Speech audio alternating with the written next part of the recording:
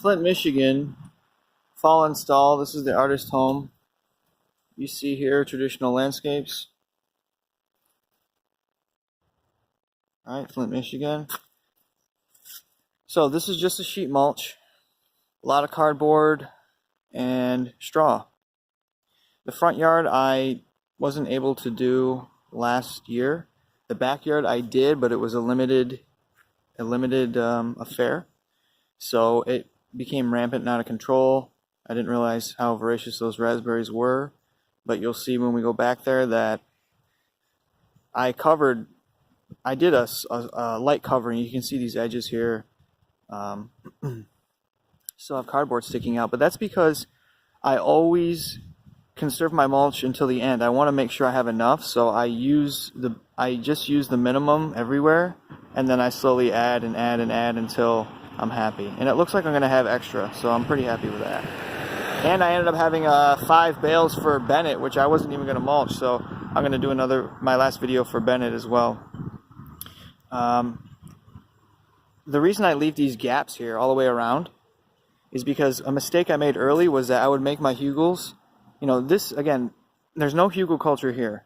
Hugelculture is a style of garden bed, a style of mound style gardening. Nothing fancy, just an old farmer trick. But you'll see here, I'm just sheet mulching to get things under control. And in the spring, I'll do a grid and I'll plant the catalpas. I'm going to try a new approach with this yard. I'm going to do my grid first, plant the trees, and then do my hugels around them. I think that will be more effective, actually. So I'm learning myself here.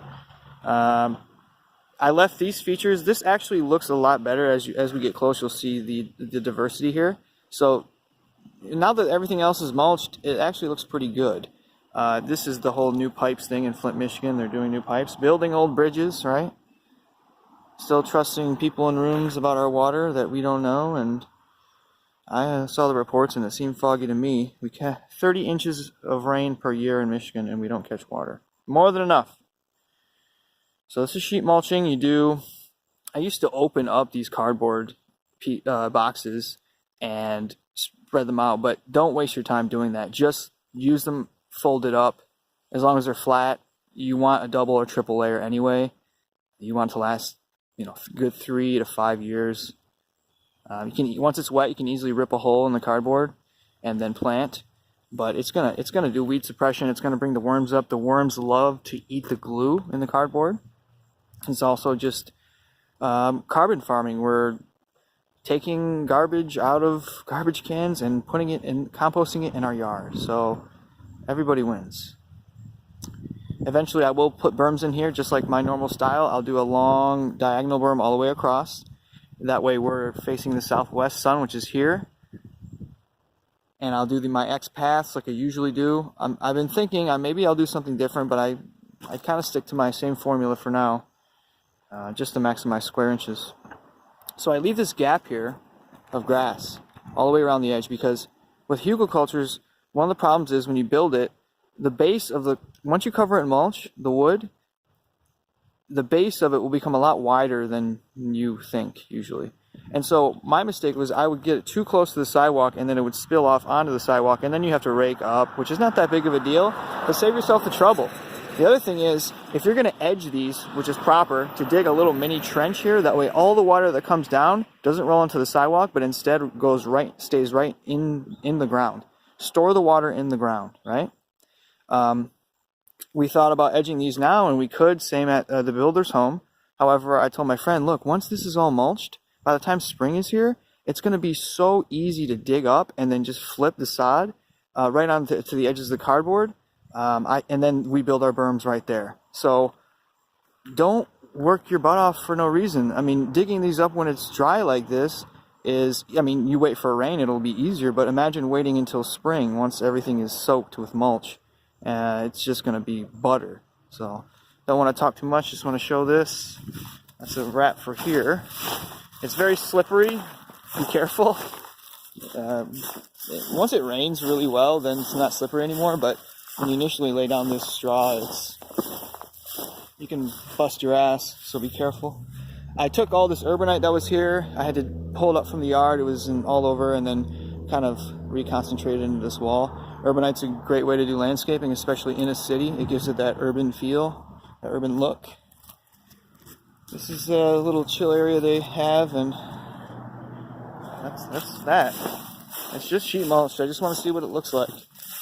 Have a video of what it looks like and explain to the audience, but mostly for myself, justify why I'm doing things the way I'm doing them. So there's a shot. Cool. Yep.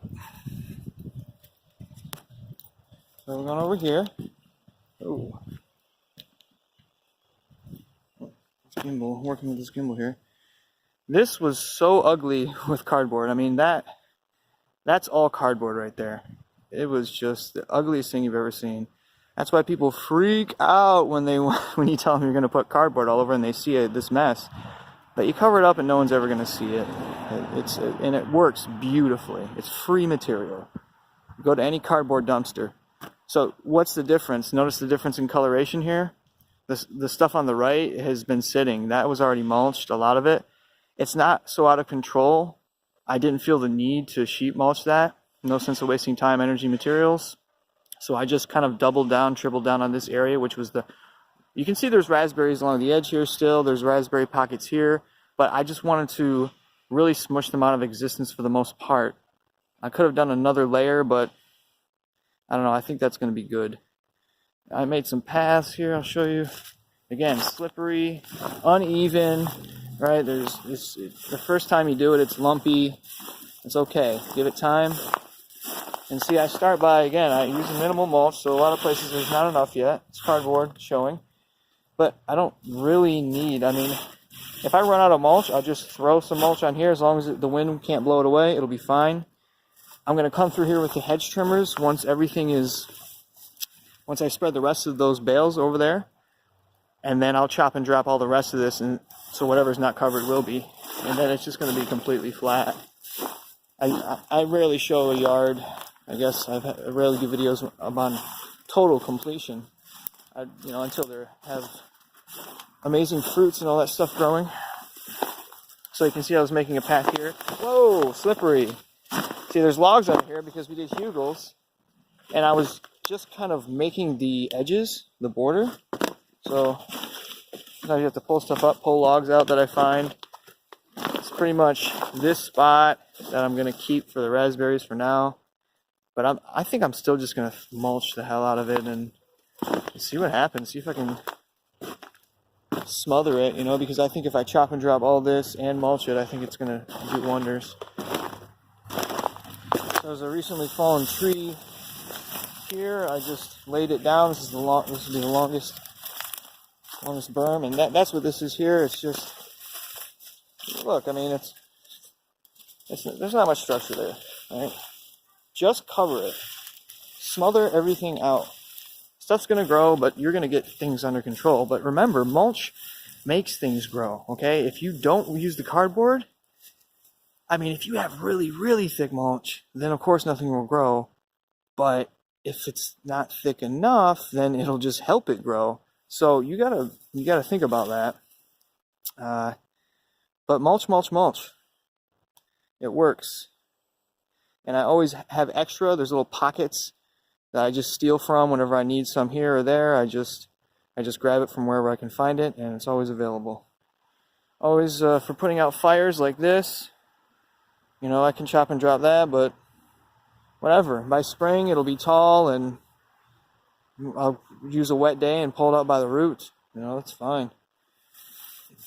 Don't worry about conquering everything in the yard. You need sacrificial plants for mulch. Ooh, birdie bird. So that's it. That's the artist's home. And this is maintained, this berm.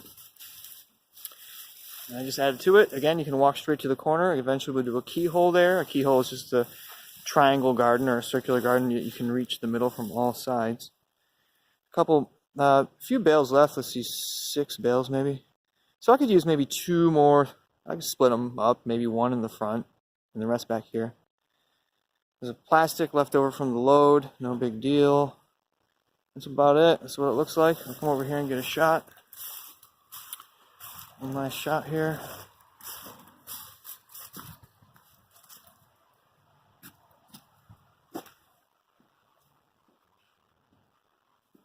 So eventually we'll probably do the trees along this, you know, the tallest trees will be on this edge. And then as we go towards the fence, things will get shorter. And in the spring, we'll also be, probably do a tree job and take out what can be taken out and make some serious hugels in here. Looking forward to that. In the meantime, I want to get these raspberries. Show them who's boss here in the meantime. Thanks for watching. Flint, Michigan, Jimmy Leaf Tender at Gmail, at Facebook, at YouTube. Hit me up. Share videos. Eat food. Much love.